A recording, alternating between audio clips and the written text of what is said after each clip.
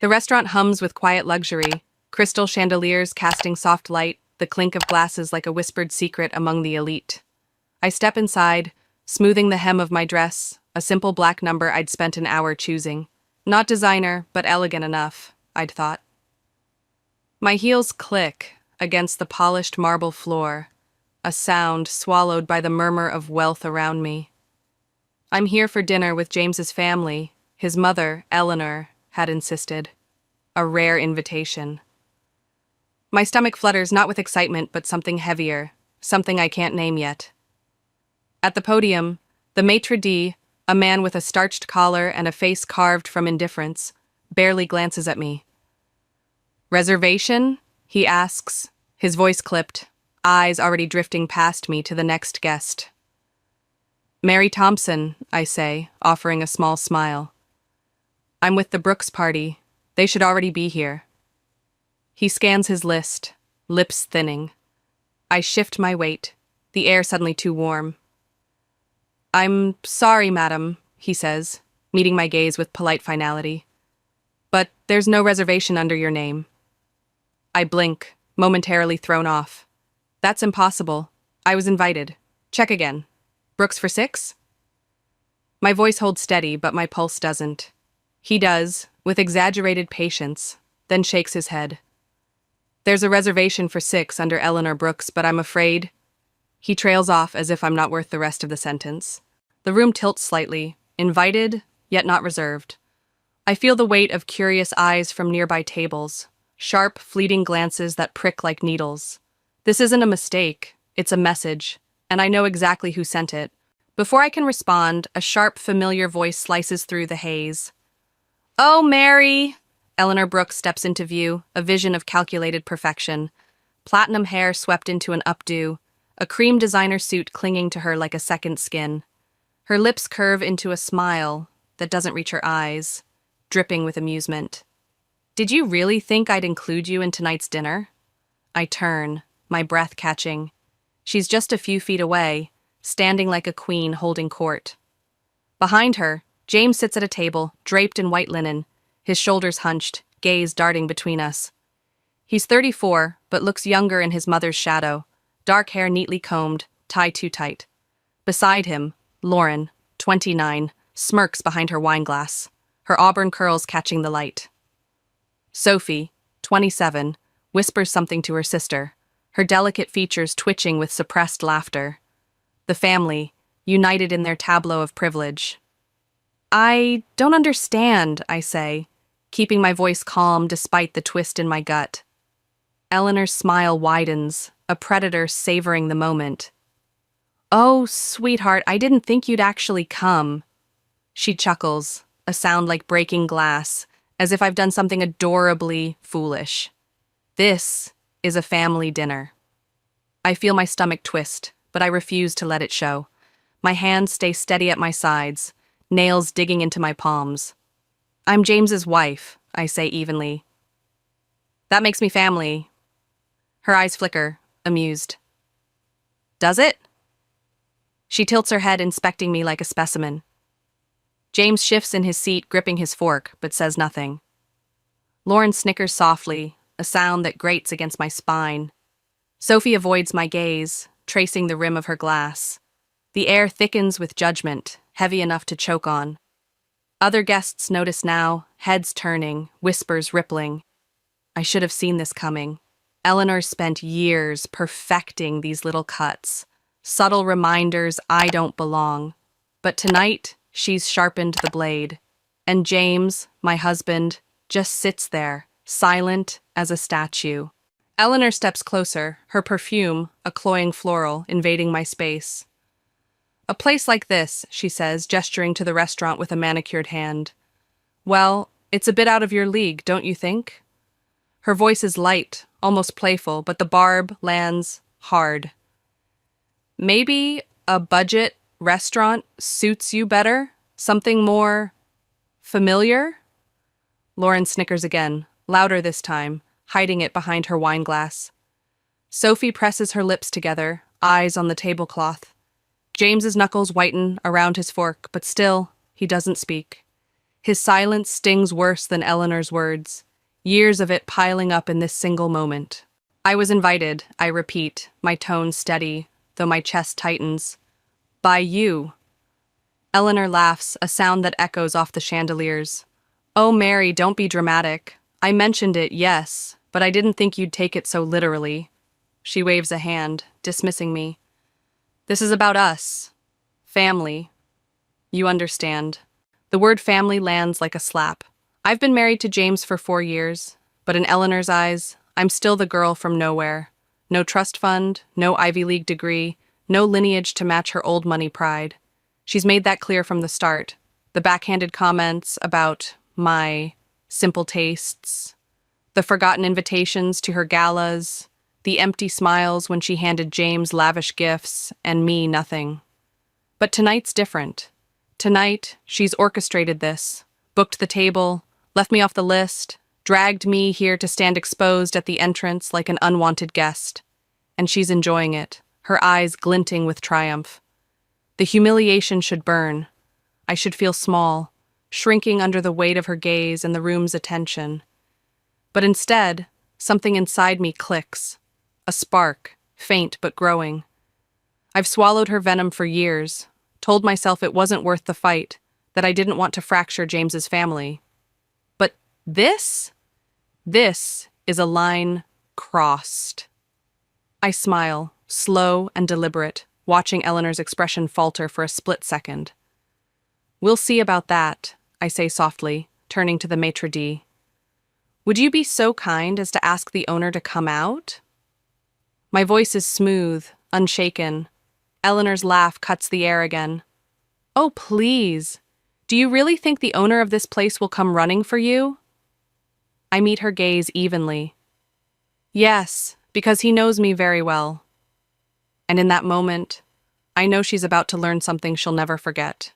Eleanor's laugh lingers in the air, brittle and mocking, as I hold the maitre d's gaze. His hesitation is palpable. His eyes dart between me and the Brooks table, unsure whether to indulge what must seem like a desperate plea. But I'm not desperate. Not anymore.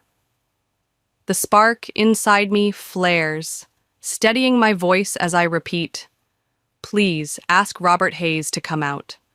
He'll want to know I'm here.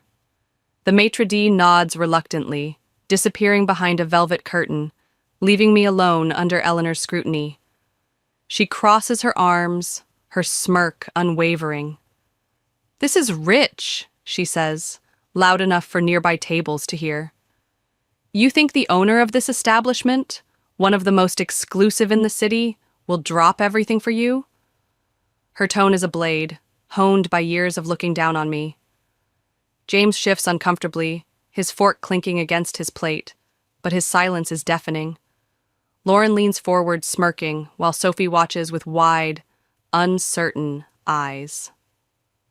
I don't flinch. He will, I say, my voice smooth and even, locking eyes with Eleanor. Her confidence falters, just a flicker, a crack in her polished mask. But she recovers quickly, tossing her head with a dismissive laugh.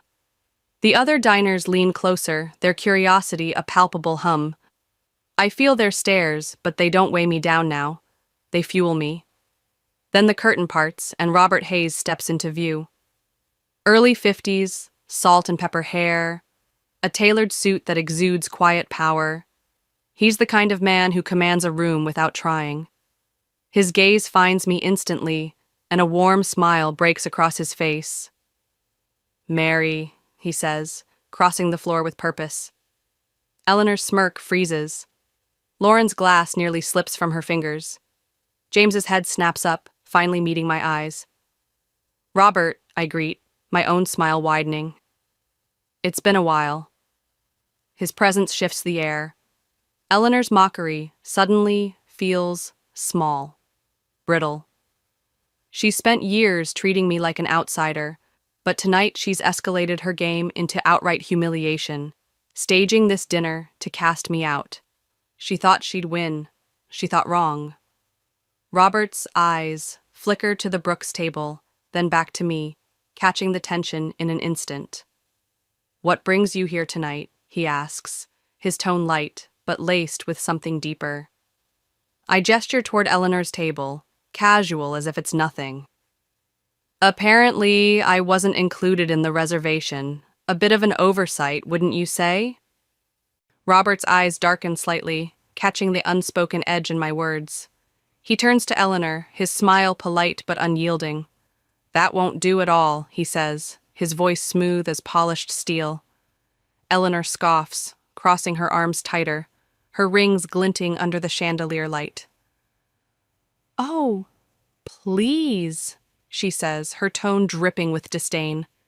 Do you really think this restaurant can just find a seat for her? This is a private dining establishment. You don't just walk in and expect a table. For a moment, I feel a pang of doubt, sharp, fleeting. Maybe I've overplayed this. But Robert's expression remains unreadable, his confidence a steady anchor. You're absolutely right, Mrs. Brooks, he says, nodding as if agreeing with her. Eleanor's smirk returns, triumphant. James exhales, relaxing slightly, still mute. Then Robert continues, turning to the maitre d'. But Mary isn't a walk-in. She's family. The table freezes. Lauren's glass clinks against the table as her hand falters. Sophie's eyes dart between me and Robert, wide with shock. James's grip tightens on his silverware, his knuckles white, but he says nothing, always nothing. Eleanor's laugh dies in her throat, replaced by a disbelieving huff. Family? She snaps, her voice rising. Oh, this is rich. You must be mistaken. Mary is my son's wife, and I assure you she has no connections. Actually, I interrupt, my voice cutting through hers like a blade. Robert and I go way back. I lean forward slightly, just enough for the nearby tables to overhear. Before I married James, I worked in fine dining. Robert was my mentor. Eleanor's jaw tightens, her eyes narrowing to slits. She opens her mouth, likely to protest, to claw back control.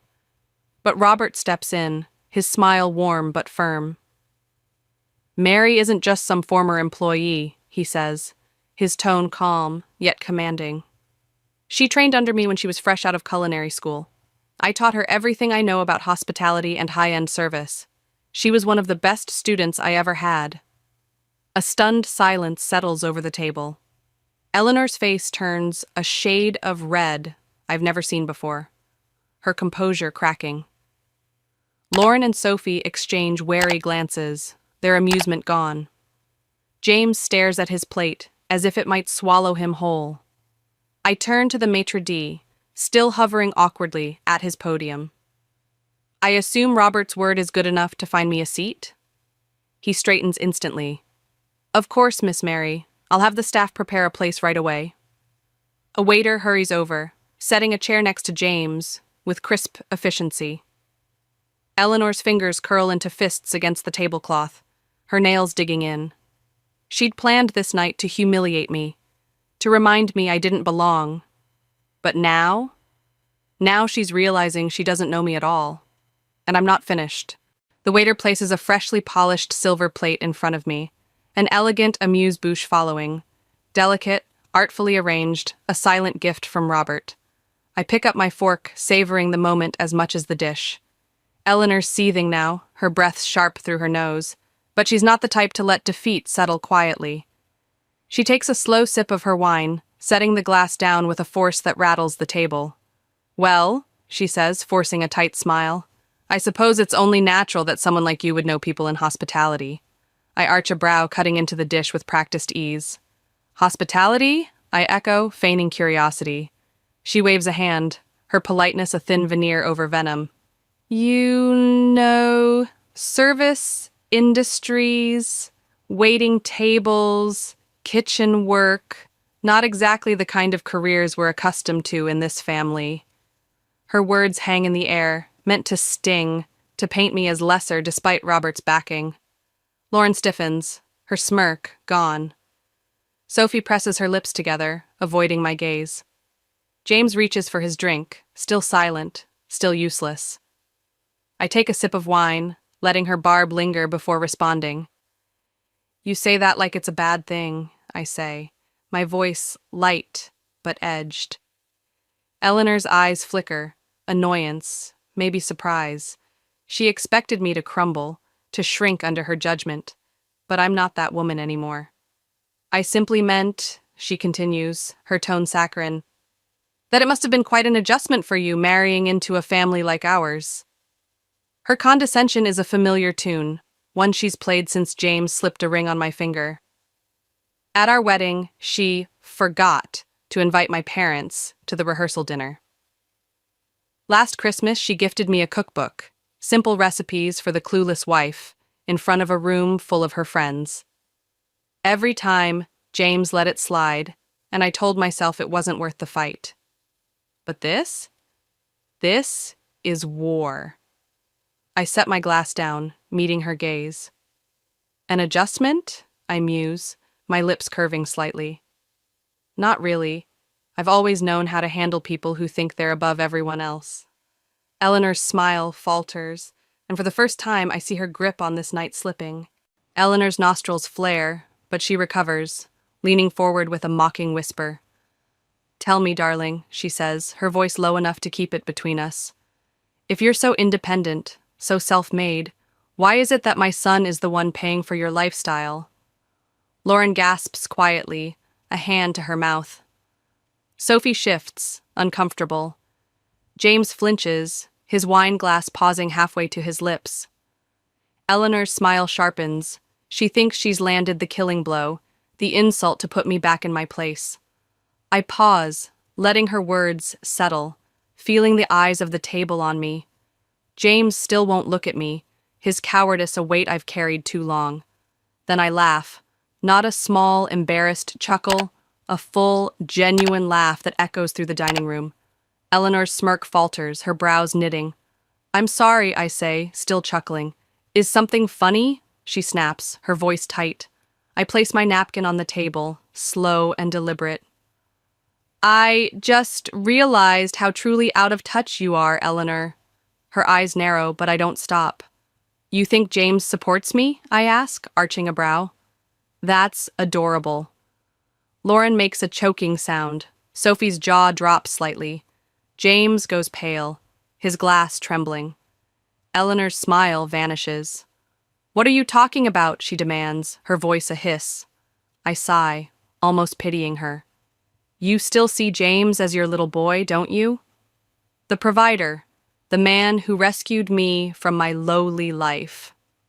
I tilt my head, my tone calm but cutting. But let me tell you something, Eleanor. That's not how this marriage works. She stiffens, her fingers twitching. What? She whispers, barely audible. I smile, no warmth in it. James's business, his investment projects, half of them were funded with my money. A stunned silence crashes over the table. Eleanor's eyes widen, her world tilting in real time. Lauren and Sophie stare at James for confirmation, but he's frozen, his face drained of color. What? Eleanor repeats, louder now, disbelief cracking her voice. I pick up my wine glass, swirling it casually. When James wanted to start investing, he didn't have the capital, I say, my gaze locking on him. I did. My savings, my strategies, my support. That's what built his career. Eleanor's knuckles whiten around her napkin. That's not possible, she snaps, but her certainty is gone. I shrug. Believe what you want. The reality is, your son's success rests on me. James finally speaks, his voice a croak. Mary, maybe we should... I hold up a hand, cutting him off. No, James. You don't get to... Maybe... We should me now. Not after you sat here while your mother tried to tear me apart. Eleanor looks at him, her golden boy, and for the first time, I see disgust flicker in her eyes, disgust at his weakness. I lean back, crossing my arms. You spent years trying to make me feel like I don't belong, I say to her, my voice steady. But I've been the one keeping this marriage, and your precious family name, afloat. Her face hardens, but there's fear there too, a crack in her armor I've never seen before. You should be careful who you look down on, Eleanor, I add, spearing a bite of food and chewing slowly. You never know who might end up above you. The silence at the table is suffocating, Eleanor's face a mask of barely contained rage. I set my fork down, the clink against the plate, cutting through the tension like a gunshot. Her eyes bore into me, but I meet them unflinching, my own gaze steady. She's not used to this. Me standing my ground, her control slipping through her manicured fingers. I push my chair back and stand, smoothing my dress with deliberate calm. "Robert," I say, turning to him where he lingers at a polite distance. "It was lovely seeing you. Thank you for the hospitality." He nods, a faint amusement in his eyes. "Always a pleasure, Mary." His voice is warm, a quiet endorsement that echoes in the stillness. I turn to James, his face pale, his hands still trembling around his glass. "You coming?" I ask, my tone cool and even, offering him one last chance. He hesitates, his eyes flicking to Eleanor, then back to me. Eleanor's smirk creeps back, triumphant, as if she's won him already. James opens his mouth, stammers something incoherent, and then sinks back into his seat, choosing her silence over me. I smile, not out of bitterness, but clarity. "I've already made my choice too," I say, my voice soft but firm, letting the words hang between us. Eleanor's grin widens, but it's hollow now, a victor clutching a Pyrrhic prize. I turn and walk away, my heels clicking a steady rhythm against the marble floor. The cool night air greets me outside, brushing against my skin like a sigh of relief. James has never chosen me. Not at our wedding when Eleanor snubbed my family, not at Christmas when she mocked me with that cookbook, not tonight when she staged this humiliation. I'd waited for him to be the man I thought I'd married, but he never was. And now, I don't need him to be. This dinner was my breaking point, and I'm done breaking. I reach home before James, the house silent except for the hum of my own certainty. I don't rush. There's no anger in this, no haste, just absolute clarity. I head to the home office, James's domain of investment portfolios and pride, and punch in the safe's code, 0419, our wedding date. He never changed it, a careless mistake. Inside, the documents gleam, bank statements, business agreements, and the one I want most, the contract tying his biggest investment to my initial funds. I scan it, the legal jargon, a familiar map of my leverage. This is the proof, my money, my backbone, his empire. I snap a photo with my phone and slide it back, leaving no trace. Next, I move to the bedroom, pulling a suitcase from the closet. I pack methodically, clothes, essentials, a few keepsakes from my life before him. Each item feels like shedding a weight I've carried too long. By the time James's key turns in the lock, I'm on the couch, suitcase at my side, waiting. He pauses in the doorway, his eyes bleary with wine and cowardice. "Mary," he says, voice rough, then spots the suitcase. His breath catches. "What are you doing?" "Leaving," I say, standing, my tone smooth and controlled. He blinks, as if the word doesn't compute. "You made your choice back there," I continue, stepping closer. "When your mother humiliated me, again, and you just sat there." His jaw tenses, and he rubs the back of his neck flustered. "I was trying to keep the peace," he mutters, avoiding my gaze. I laugh, a short, dry sound. "Peace, James?" She planned this, booked the table, left me off on purpose, insulted me to my face. And you let her. Like you always do. He flinches, but I'm not done. "You're weak," I say, watching him shrink under the truth. "I gave you chances. Too many. Tonight was the end." His eyes snap to mine, a flicker of offense. "Mary, let's just talk." I cut him off, shaking my head.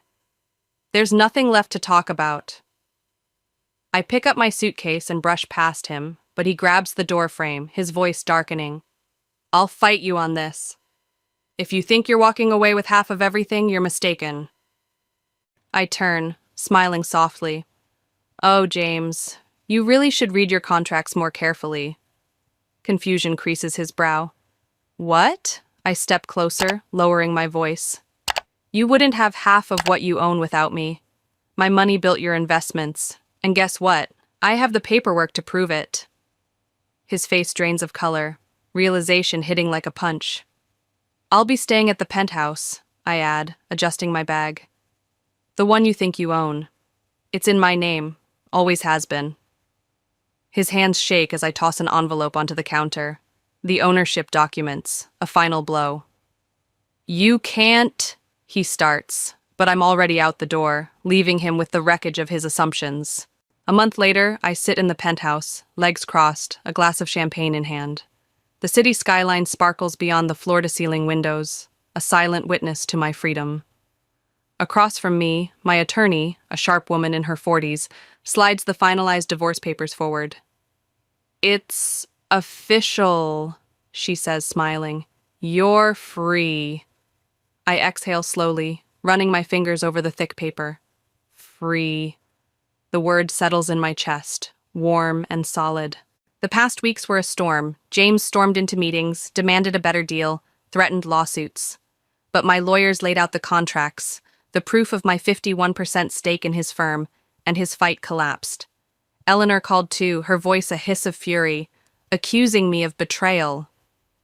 If you'd raised him better, this wouldn't have happened, I'd said, then blocked her number. She's not my problem anymore. My phone buzzes. James, can we talk? I don't know what to do.